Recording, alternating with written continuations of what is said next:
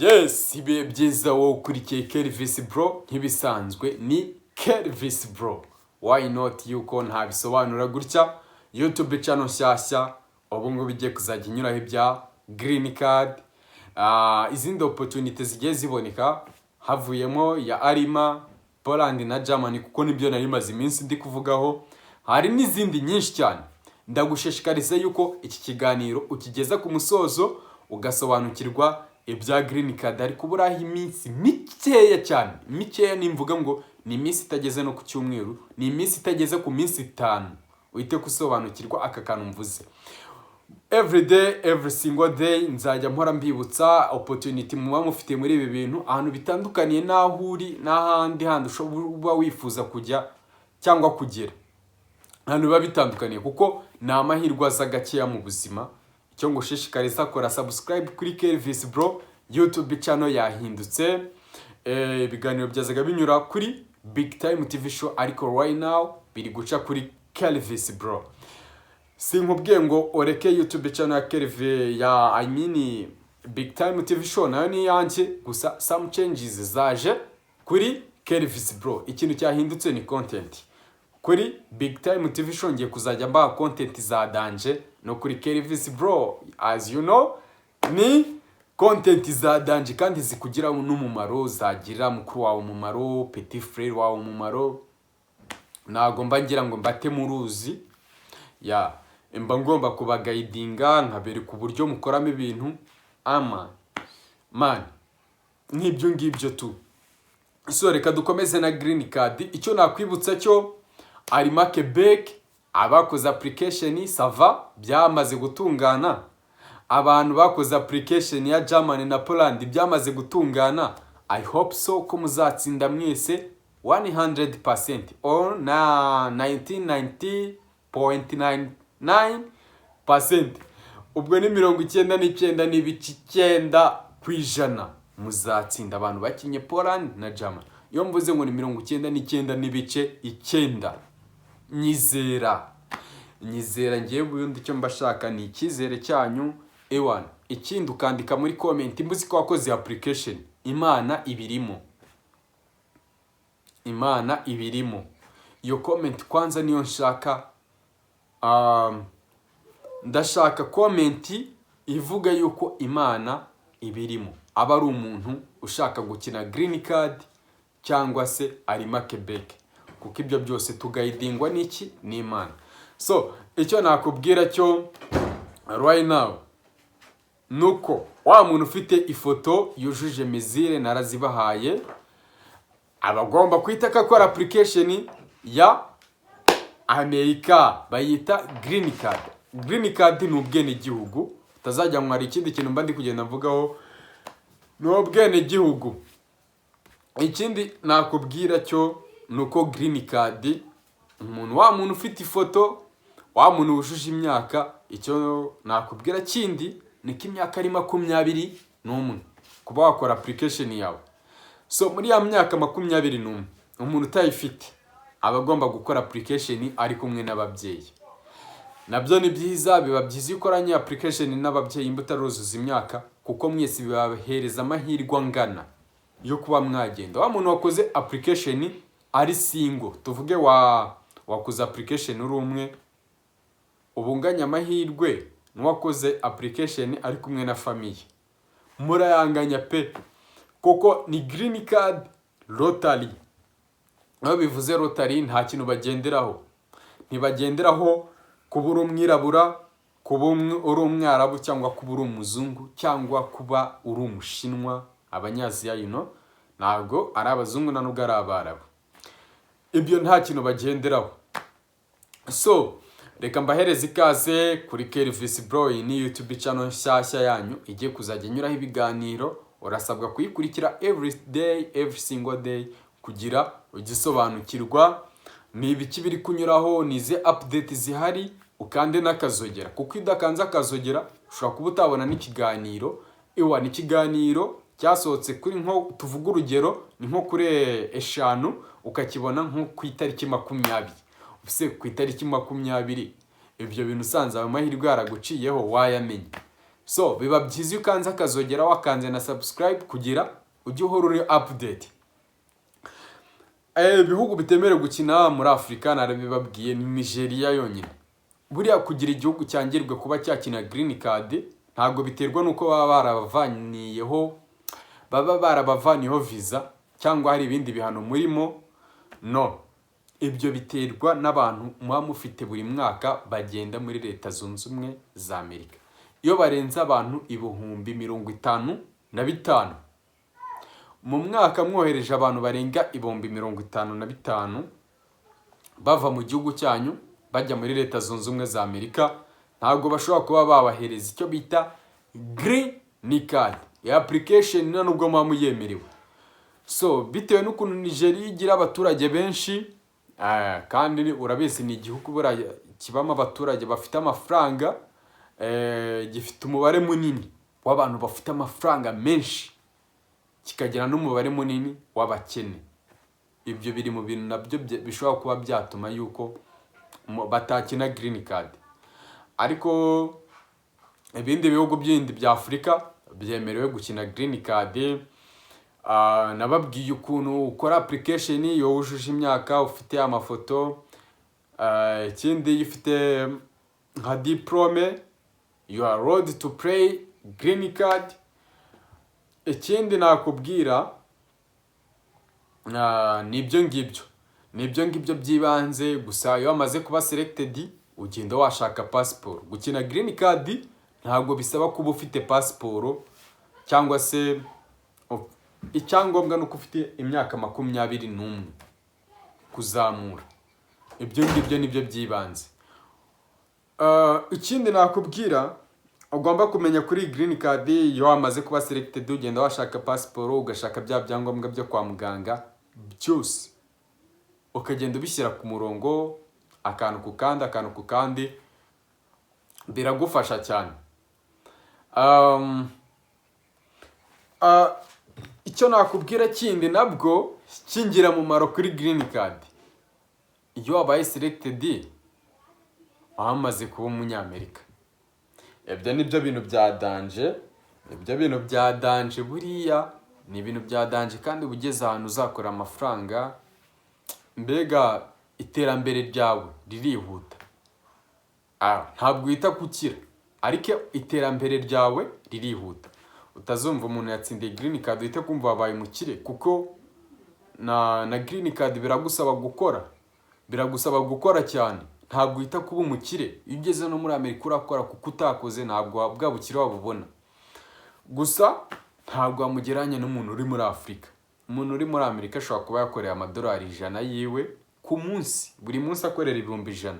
Umuntu wo muri Afurika akoreye 5, kandi mwakoze akazi kamwe. Niyo mpamvu abo bantu utanabagereranya. Abantu muvuga ngo naha ngaha, hari umuntu wanyandikiye muri comment ngo namwe murarira.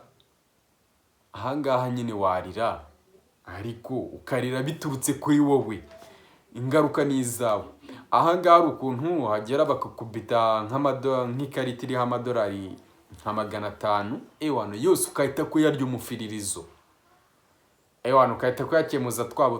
Tuvuge ngende umujene, ndibana na wundi muntu tubana, intebe nziza nkahita ko nyishitura nk'iya $500, nkahita ko nshitura TV nk'iya $500, nkahita ko nshitura n'ikindi kintu mani, imodoka ya danger, kuko ahangaha gufata imodoka nyine ugenda wishyura gake gake, n'intebe wayifata wishyura gake gake, buri kintu cyose ahangaha wagifata wishyura gake gake. Gusa ikibazo amafaranga uhembwa na bya bintu bizagufasha kubyishyura, uzabimanaginga neza ku buryo ya madeni uyavamo. Bya bintu rero iyo unaniwe kubyishyura uhita kuba homeless. Nta hantu wagukopa ikintu cya kintu wafataga amafaranga nyine ukazishyura wahembwe, ntacyo uba wemerewe gufata, nta nzu uba wemerewe gukodesha, ntabwo uba wemerewe gutega n'imodoka. Buri kintu cyose kiba kikwanditseho. Nizo systeme rero mugenda mwumva every single day zigenda ziza. Icyo bita systeme. Ibihugu biri kujya mu iterambere rya systeme ndabikomeje cyane. Nta uzagura ikibiriti, umva iyo ufite ideni nyine ni ukuguhereza mu ntoki. ubwo nawe nyine kugira ubone ya serivisi nuko wishyura mu ntoki. Bitaje mu ntoki nta hantu ushobora gufata ikintu basi uzacyishyure na nyuma. So nibyo ngibyo. Ahangaha naho iyo wageze urakora, ntabwo bigusaba wicare. So announcement, abantu babonye ikiganiro kuri Kelvis bro, natanze n'itangazo kuri Big Time TV Show, ni YouTube channel yanyu shyashya igiye kunyuzajya inyuraho ibiganiro cyangwa se icyo twakita nka documentaire ariko bikozwe nanjye, n'ubundi azaba ari fire, azaba ari umuriro. I hope so ko muzakomeza kwishima. Ndagusaba ukomeze ushyigikire ni YouTube channel yanyu ya Kelvis bro, iri kukugezaho update nshyashya kandi ziri kuza mu za mbere man, ziri kuza mu za mbere. Ahangaha ibintu byose biracyari umuriro. Njye narababwiye ubundi dawa ya moto ni moto. Iyo nkwakirije ibintu by'umuriro imba ngomba no kuguhereza n'ibindi bintu by'umuriro kugunya komeze iki ari uburyohe. So nibyo ngibyo. Application ya green card imba ufite ifoto nta cyakubuza kuyikora.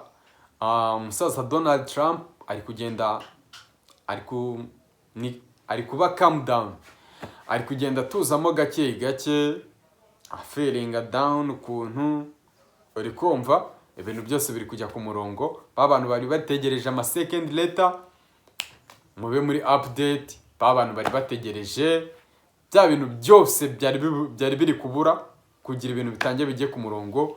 Mu minsi iri imbere ari kubura nk'iminsi 3 cyangwa 4 ambasade zitangire zikore, ama green card atangire kwa applyingwa, ibintu byose bafungure.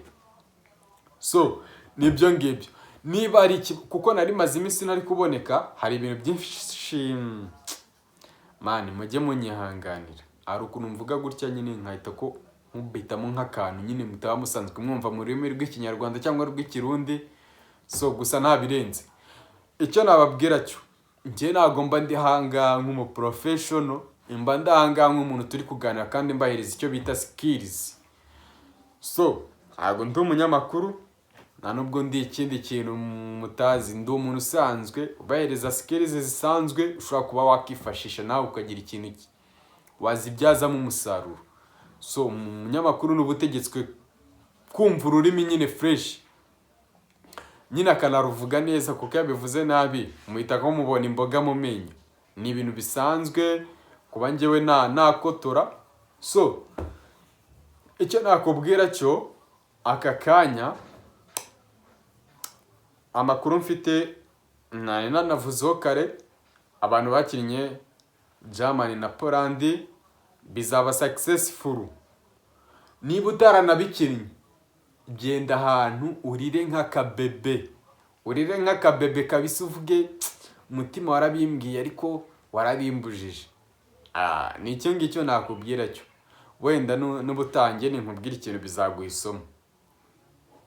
bizaguhisoma, ahubwo babantu bayikinnye reba ko nta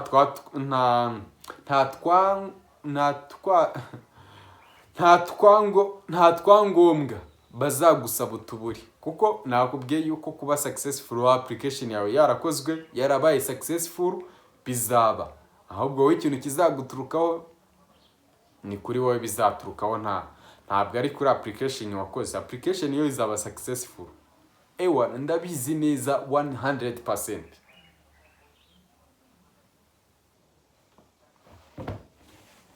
Ndabizi neza 100%. Icyo nakubwira cyo, niba warugejeje umuntu tukinkurikiye, big shout out kuri wakoze subscribe kuri Kelvis bro. Iki kiganiro man mba ngikoze mu gitondo bya danje, bitewe n'ukuntu nari maze iminsi ntaboneka. Usiko nari maze icyumweru nta kubita ikiganiro kuri Big Time TV Show no kuri Kelvis bro. Izi YouTube channel zose ni izanyu, nari maze iminsi nari gukora pe, mwari mwarankumbuye. Gusa ikintu cyo nakubwira cyo, njyewe nagarutse.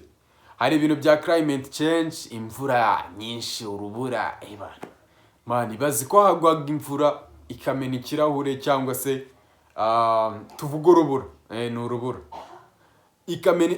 rukamena ikirahure bro, rukamena ikirahure. Hari documentaire nabakoreye iri kuri Big Time TV Show, muze kugenda muyirebe. nabashyireho utuvideo tw'ukuntu nagiye mfata tw'ukuntu urubura nyine rwabaga rumeze. Ewa haramanuka ikintu cyitwa urubura rukamanuka nk'inosho rukahita ko rukubita muri parabrise y'imodoka yawe. Ebana ubwo nyine nta kundi ni ukwita kujya muri garage. Imwe imodoka utayikize muri garage yo mu nzu, ebana ikirahure nyine urasanga byamenaguritse, mba nayishyize mu yindi parking yindi iri ahandi werefa, imvura ikayihasanga hakazamo urubura ruramanuka rumeze nk'amabuye. Ahangaha hatuye abanyabyaha benshi. Kuko ibi byose ni ibihano mani. Umva hanze hateye ubwoba.